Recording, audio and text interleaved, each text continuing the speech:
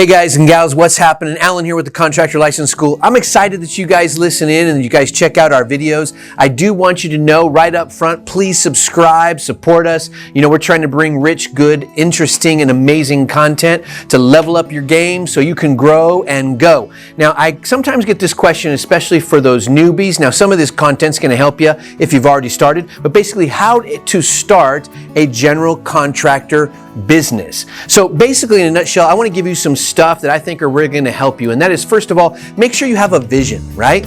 I mean, you got to know where you're going. If you don't know where you're going, how are you going to get there? So sit down, write down, what do you want that to look like? What do you mean by you're going to start this business? How much money do you want to make? You know, those kinds of things. Where do you want to be in 1, 3, 5, maybe even 10 years? Because that's going to really help you do the next step, which is number 2, to architect the vision.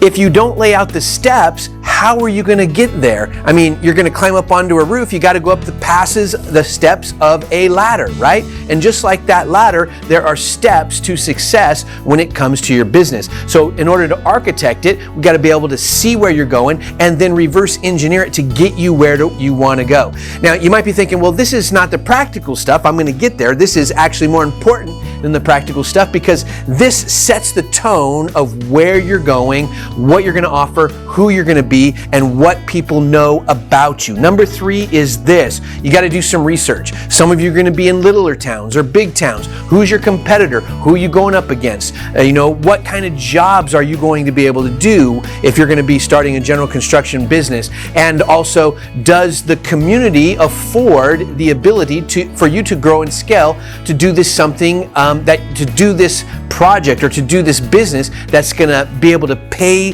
the bills that you needed to pay? In other words, is it going to sustain you? Or maybe it's just a side gig for you. I don't know. There's some towns with like 800-900 people. Maybe you're the only contractor there, or maybe it's inundated with 10. But if you're near a big city, then boom, the sky's the limit, right? It's just a matter of you getting your name out there, which actually leads me to number 4, which is the blue ocean. There's a great book called The Blue Ocean, and what it's about basically in a nutshell, the premise is what makes you better than everybody else. And listen, trust me, everybody says they're honest. Everybody says they do quality work. But if that person doesn't know you, what do they care? Because everybody says the same thing. That's not the blue ocean. The blue ocean is, what are you about? Or in other words, what do you do?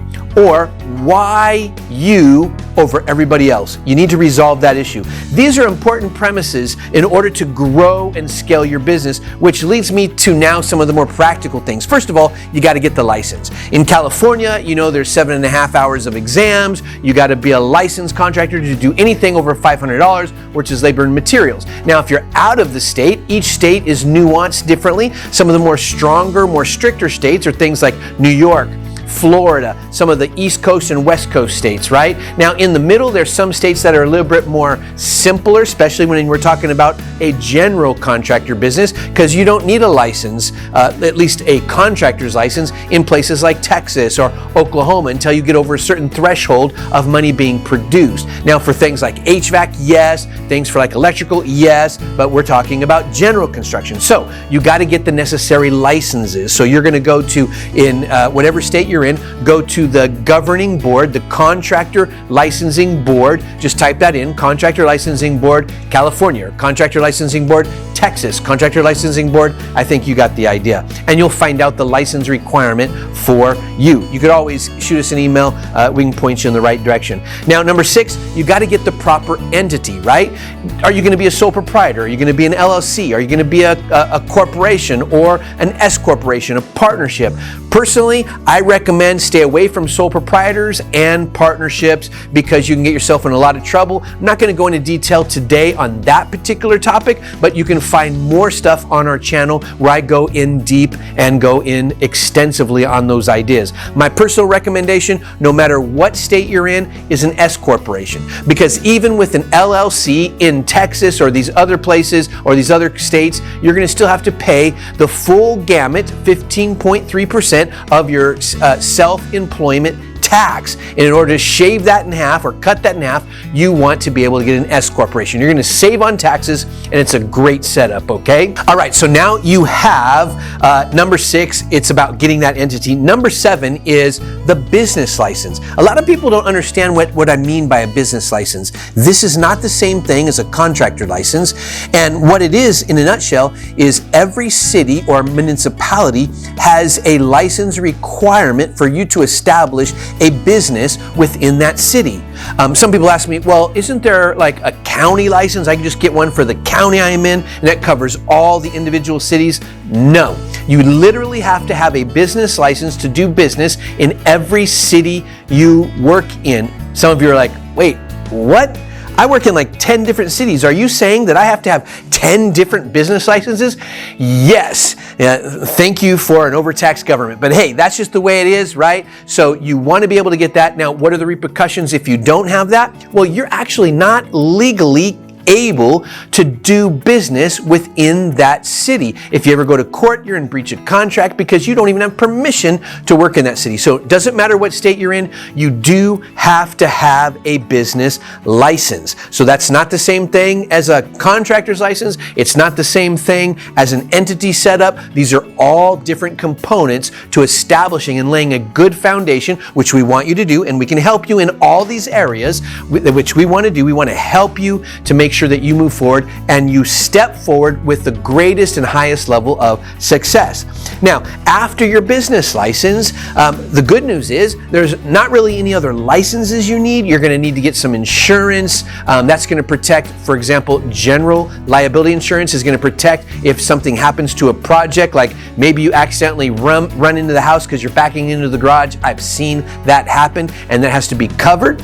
Maybe you're going to fix it or claim it on the insurance, or workers' compensation insurance, which is if you have employees, you're going to need that, because think about it. Did you know most accidents happen on a 6-foot ladder in construction? If someone falls off that ladder and they get hurt, well, they can sue you, the contractor, and the homeowner's insurance. So if they don't have homeowner's insurance, they get to just sue the home. But if you have work comp, it's protection for you. Wait, how is that protection for you? Well, because if they fall and it's going to be one of those injuries that's going to be consistent, or it's going to constantly come back, you're going to pay their medical bills for the rest of your life as long as you have a business. And if you don't have money, they can go after your personal assets. That's why you set up a corporation. But we can go into detail another time. Just make sure you have your proper insurances. General liability and work comp is all you really need to have. In California, you have to add an extra layer, which is called a bond. You'll hear some people say, we're licensed, insured, and bonded. A bond is with an insurance company. It's called an surety bond, and that allows you to get your license in some states, predominantly California for that one.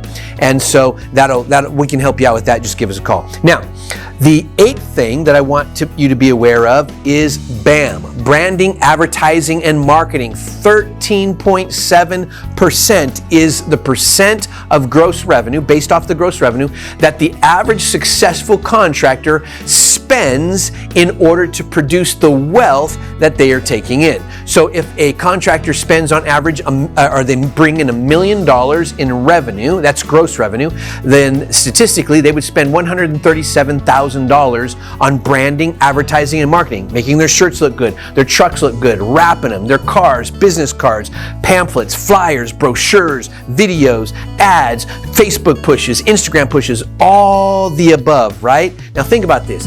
If you are afraid to spend money on marketing and advertising, you're not ready to be a business owner, because let me tell you, you're gonna need to spend some money. You've heard the adage, you gotta spend money to make some money. Hey, that's it, ladies and gentlemen. BAM is what you're looking for. That allows you to build a reputation, and as you build on that reputation, you're gonna build a business that in like 5 years, if you go in and grab one of my other videos that teaches you how to sell your business for $5 million, then you're gonna be able to get those principles as well. So make sure you got your BAM. Number 9, go open your bank account. You take your entity paperwork, hopefully preferably an S corporation. You take your articles of incorporation, you take your statement of information, you're going to take your operating agreement.